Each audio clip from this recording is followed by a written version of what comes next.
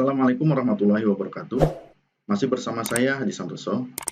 Pada pertemuan kali ini kita akan membahas mengenai data mining. Untuk referensi, yaitu masih referensi yang kita gunakan pada sebelumnya dan masih sekarang digunakan. Untuk tujuan pembelajarannya, ya diharapkan nanti akan dipahami mengenai definisi data mining, terus kemudian karakteristik data mining, tipe data, pengelompokan data mining, serta penerapan data mining. Mengenai definisi data mining, jadi menurut Partek Bhatia 2019, data mining is a collection of techniques for efficient automated discovery of previously unknown, valid, novel, useful, and understandable patterns in large databases. The patterns must be actionable, so they may be used in an enterprise's decision making. Jadi data mining itu adalah satu teknik untuk mengumpulkan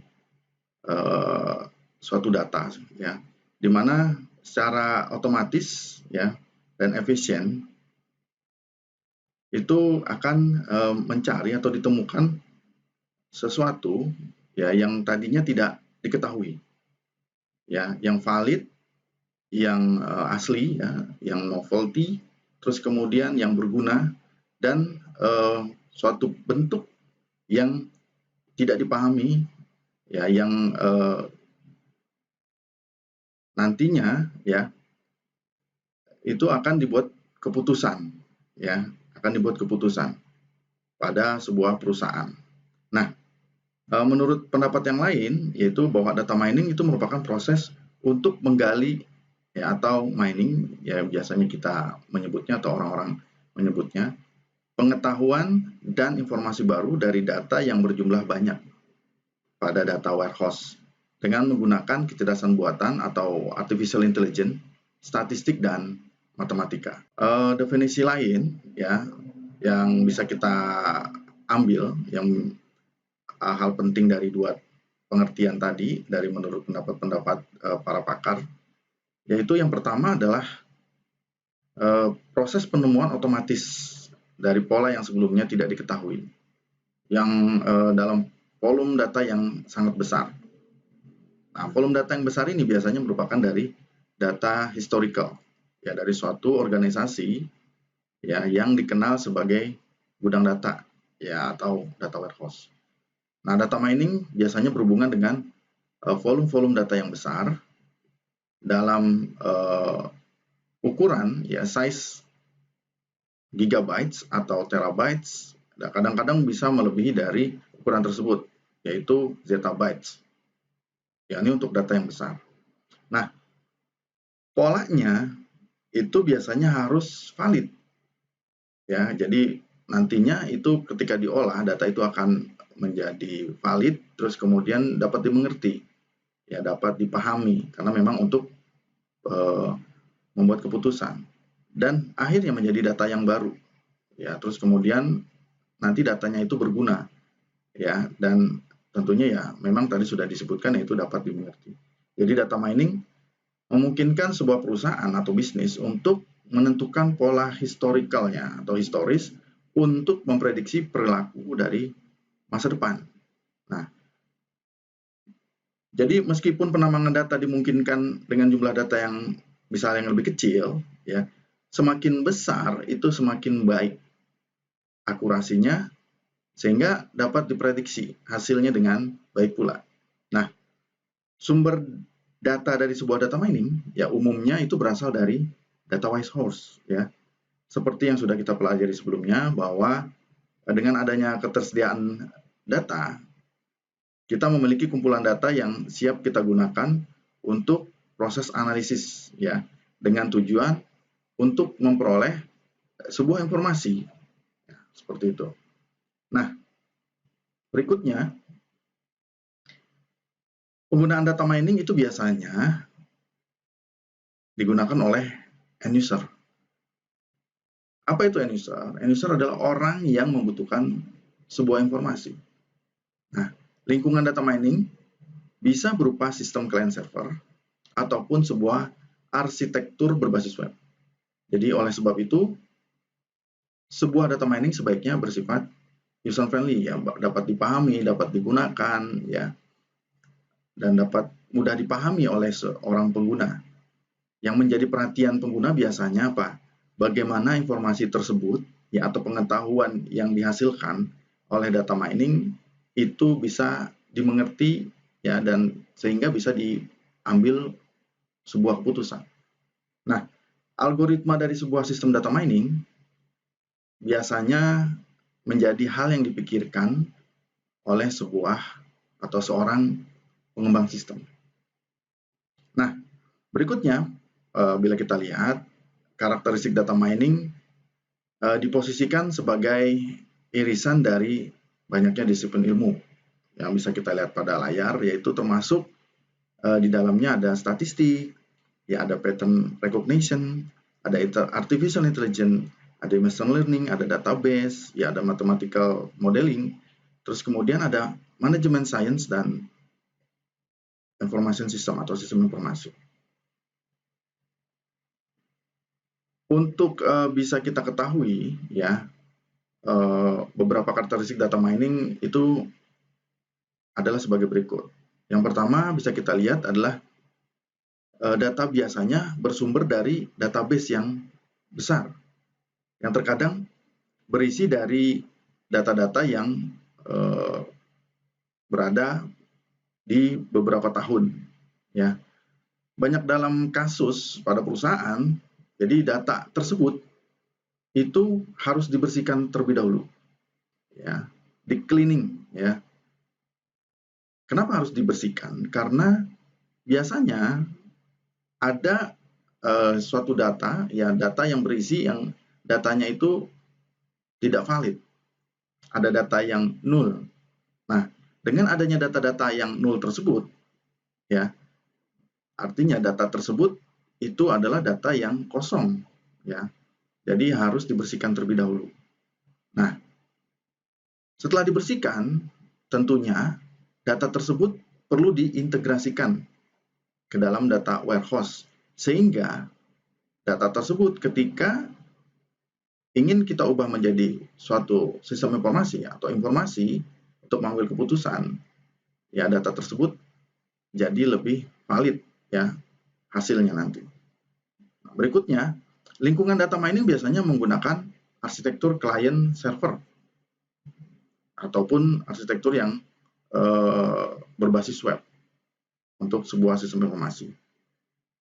Untuk mining atau miner, si penambang data suatu informasi, sering merupakan kita sebut end user.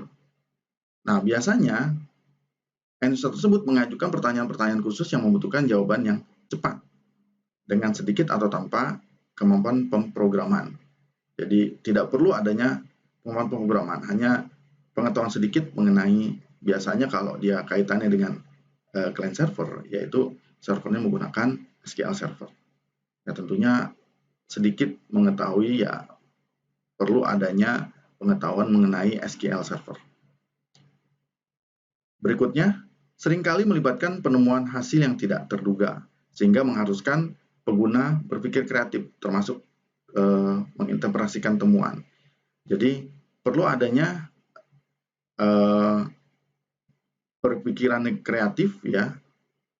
Jadi harus ada interpretasi mengenai hasil-hasil yang tidak terduga, ya. Berikutnya adalah tools data mining mudah digabungkan dengan spreadsheet dan software development tools lainnya.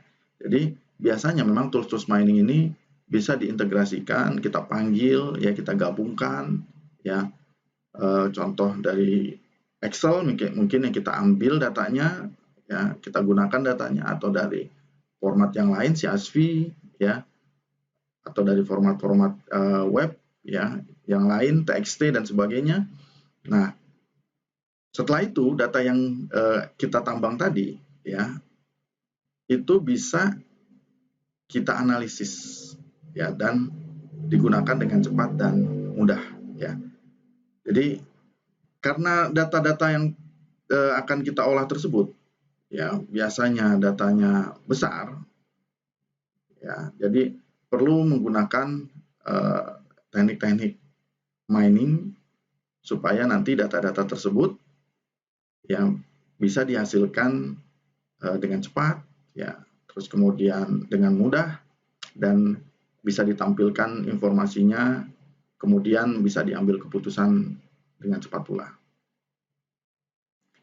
Nah, berikutnya, ketika kita ingin mengolah suatu data, tentunya data tersebut harus mempunyai tipe data yang kira-kira nanti itu sesuai yang akan kita olah. Apakah itu nanti datanya berbentuk angka, kata, gambar, ya, dan sebagainya, sebagai pengukuran dari suatu variabel.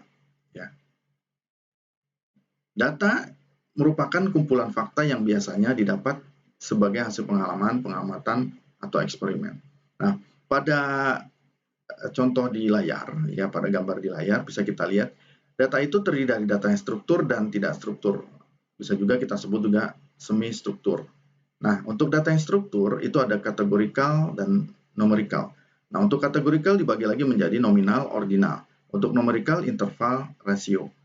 Untuk tipe data yang tidak terstruktur atau semi struktur itu ada konstekstual, ada multimedia, ada HTML atau XML.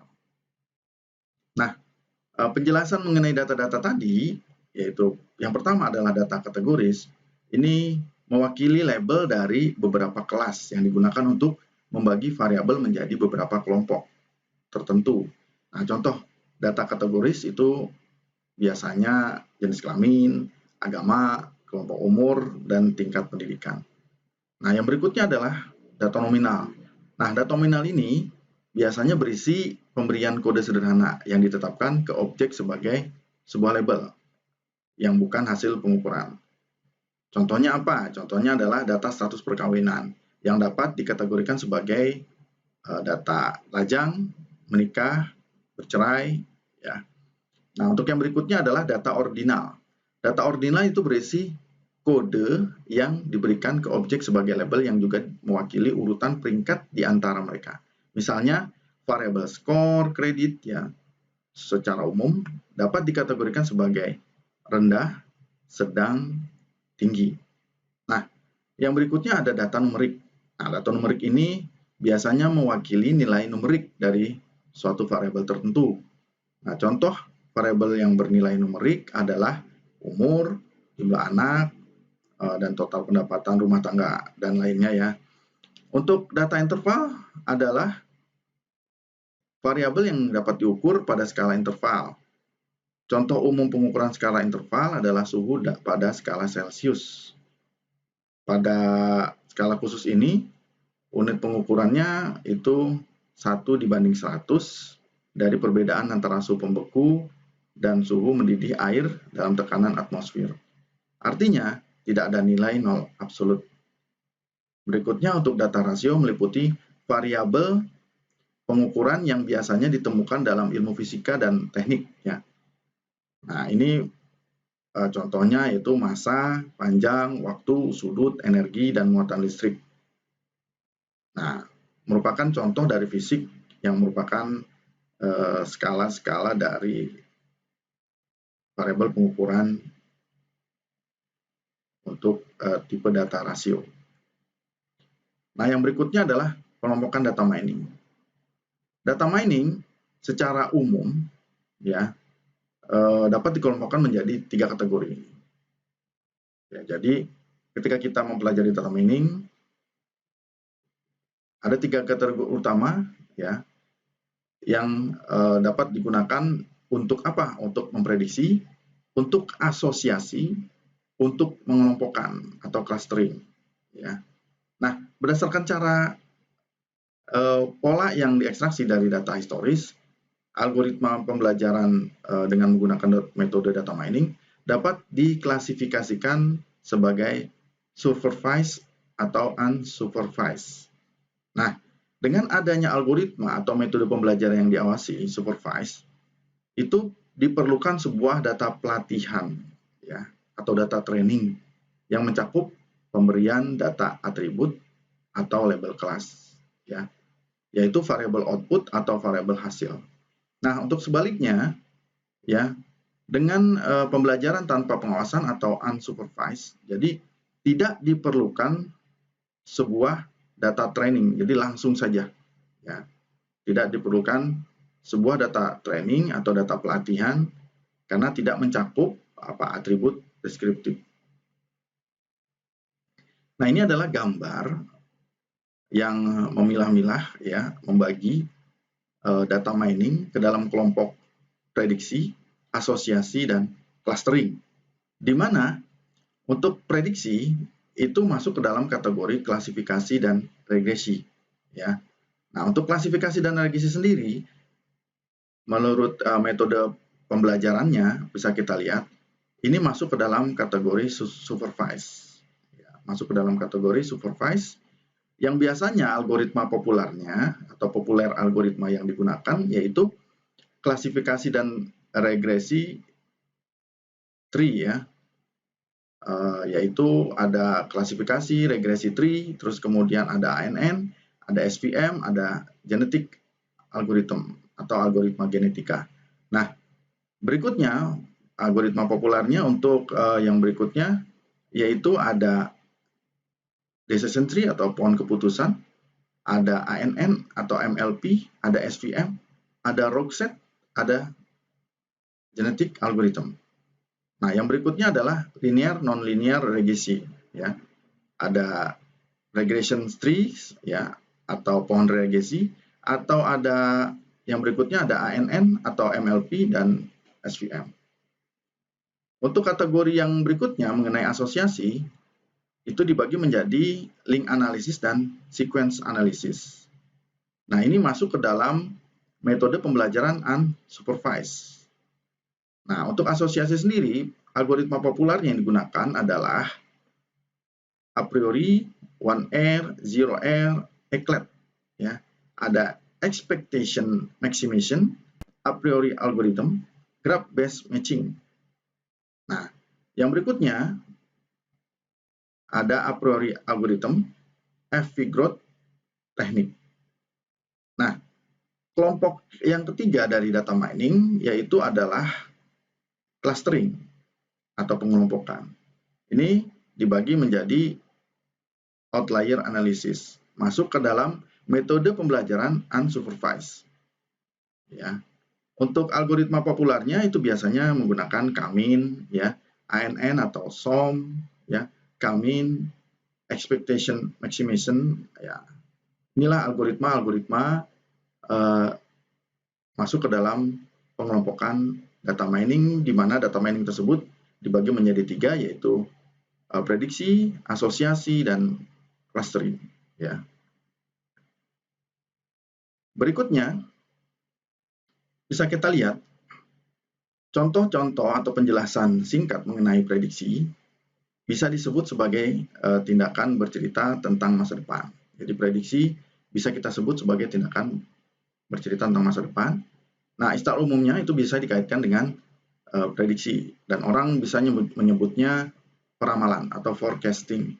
Jadi tergantung dari sifat yang diprediksi. Nah, prediksi dapat disebutkan secara lebih spesifik sebagai klasifikasi, ya, di mana perkiraan, ya, seperti perkiraan cuaca besok seperti apa, apakah hujan, ya, apakah cerah. Nah, biasanya ini menggunakan data-data kategoris, ya, mengenai hujan dan cerahnya tadi. Nah, atau bisa kita gunakan regresi, di mana hal yang diprediksi seperti temperatur yang akan diperkirakan udara besok seperti apa adalah merupakan data-data numerik seperti 30 derajat Celcius, 29 derajat Celcius, apakah 28 derajat Celcius. Nah, berikutnya masuk ke dalam klasifikasi. Klasifikasi ini biasanya itu merupakan salah satu bentuk supervised learning. Mungkin hal ini adalah tipe yang paling umum dari semua data mining. Nah, tujuan klasifikasi adalah tujuannya untuk menganalisis data historis yang tersimpan dalam sebuah database, dan secara otomatis menghasilkan model yang dapat memprediksi perilaku masa depan. Jadi model ini terdiri dari generalisasi terhadap training dataset yang membantu membedakan kelas yang telah terklasifikasi. Harapannya adalah bahwa model tersebut kemudian dapat digunakan untuk memprediksi kelas-kelas dari data yang belum terklasifikasi. Ya, seperti itu. Ya. Dan hal yang lebih penting ya untuk memprediksi secara akurat biasanya memprediksi kejadian masa depan yang sebenarnya. Nah, metode klasifikasi yang umum digunakan itu antara lain adalah neural network tadi ya, NN, decision tree, ya, support vector machine, dan lainnya. Untuk asosiasi sendiri, ya, ini merupakan teknik yang populer digunakan. Tujuannya apa? Untuk menemukan hubungan yang menarik antara variabel dalam sebuah database yang besar. Nah, berkat teknologi ini ya atau teknik ini, pengumpulan data secara otomatis ya bisa kita lakukan seperti barcode scanner, terus menggunakan teknik asosiasi itu biasanya untuk menemukan pola antara produk dalam transaksi yang besar yang dicatat oleh sistem penjualan seperti di kasir-kasir ya, point of sale, atau di pasar swalayan, atau di minimarket ya seperti Alfamart ya, terus kemudian Indomaret ya, yang dapat dilakukan. Dalam konteks ini ya, seperti industri retail juga masuk ke dalamnya karena aturan asosiasi ini selain yang sudah disebutkan tadi algoritma-algoritmanya, nah ini sering juga disebut sebagai teknik atau aturan asosiasi market basket analysis. Nah, berikutnya mengenai clustering.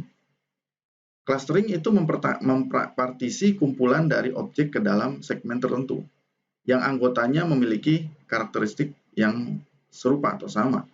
Tidak seperti klasifikasi. Dalam clustering ini, ya, label kelas itu tidak perlu diketahui sebelumnya, ya, atau tidak diketahui sebelumnya. Nah, ketika algoritma yang dipilih mempelajari suatu dataset, maka akan dilakukan identifikasi kesamaan, ya, dari sebuah data tersebut. Nah, terus kemudian hal ini yang menjadi atau berdasarkan karakteristik mereka. Kemudian klaster bisa ditetapkan. Karena klaster ya ditentukan menggunakan algoritma tipe heuristik, dan karena algoritma yang berbeda mungkin berakhir dengan rangkaian kelompok yang berbeda untuk kumpulan data yang sama. Mungkin diperlukan pakar untuk menginterpretasikan dan mungkin memodifikasi kelompok yang disarankan sebelum hasil pengelompokan digunakan secara aktual. Tujuan pengelompokan ini adalah untuk menciptakan sebuah kelompok sehingga anggota dalam setiap kelompok memiliki kesamaan yang maksimum ya, dan memiliki anggota lintas kelompok memiliki kesamaan yang minimum. Jadi teknik ini juga banyak yang gunakan atau banyak digunakan ya. Contohnya tadi sudah disebutkan, yaitu diantaranya adalah K-min.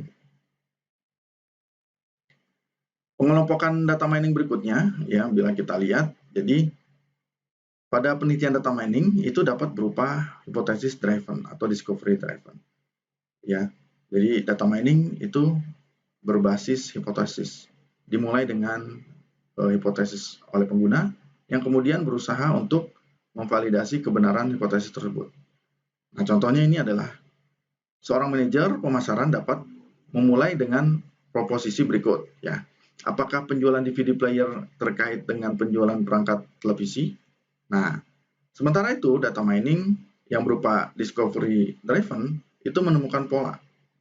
Ya, contohnya asosiasi atau hubungan lain ya yang tersembunyi dalam kumpulan data. Cara ini dapat mengungkapkan fakta yang sebelumnya tidak diketahui atau bahkan tidak dipikirkan oleh sebuah organisasi. Untuk penerapan data mining ya biasanya memang itu ada pada aplikasi atau software Customer Relationship Management. Apa itu CRM atau Customer Relationship Management? Adalah pengembang baru yang muncul dari pemasaran tradisional. Ya. Jadi tujuan CRM ini adalah menciptakan hubungan erat dengan pelanggan melalui pengembangan pemahaman yang lebih dekat atau intim tentang kebutuhan dan keinginan mereka. Tentunya dalam transaksi bisnis ya dengan pelanggan. Misalnya apa? Misalnya dalam permintaan produk, penjualan, permintaan layanan, ya panggilan garansi. Nah, kita dapat mengumpulkan 9 data besar dari transaksi-transaksi tersebut ya. Nah, bila dikombinasikan dengan atribut lain, ya misalnya ada demografi, sosioekonomi, data juga dapat menjadi data yang kaya akan informasi dan dapat digunakan untuk mengidentifikasi calon pembeli, ya, atau layanan baru yang paling mungkin terjadi, ya, atau memahami akar penyebab gesekan antar pelanggan, ya, untuk meningkatkan pengurangan pelanggan atau retensi pelanggan, ya. Nah, yang ketiga adalah menemukan hubungan asosiasi varian waktu antara produk dan layanan untuk memaksimalkan penjualan dan nilai pelanggan. Berikutnya, yang keempat adalah mengidentifikasi pelanggan. Mana pelanggan yang paling menguntungkan, ya, sesuai dengan karakteristik kebutuhan mereka, ya, untuk memperkuat hubungan dan memaksimalkan penjualan. Contoh penerapan data mining itu biasanya ada di perbankan, ya. Jadi data mining dapat membantu bank dengan tujuan sebagai berikut, yaitu mengotomatisasi proses aplikasi pinjaman dengan secara akurat memprediksi penunggak yang paling mungkin. Berikutnya, mendeteksi kartu kredit palsu dalam transaksi perbankan online. Dan berikutnya adalah mengidentifikasi cara untuk memaksimalkan nilai pelanggan dengan menjual produk, ya, dan layanan yang paling memungkinkan yang mereka beli. Yang berikutnya adalah mengoptimalkan pengembalian tunai dengan meramalkan secara akurat arus kas entitas perbankan. Contohnya, jumlah uang pada mesin ATM dan kantor cabang bank. Penerapan data mining berikutnya itu adalah retail dan logistik. Biasanya di industri retail, data mining digunakan untuk memprediksi volume penjualan yang akurat di lokasi retail tertentu untuk menentukan tingkat inventory yang benar. Nah, untuk berikutnya, data mining itu digunakan untuk mengidentifikasi hubungan penjual antara produk yang berbeda atau dengan market basket analysis untuk memperbaiki tata letak toko dan mengoptimalkan promosi penjualan.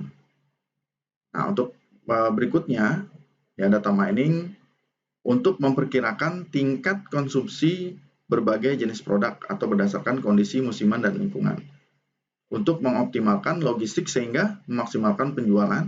Dan yang berikutnya adalah menemukan pola yang menarik, ya, dalam pergerakan produk, ya, atau terutama untuk produk-produk yang memiliki umur simpan yang terbatas, ya, karena rentan terhadap kadaluarsa dan mudah rusak dan kontaminasi.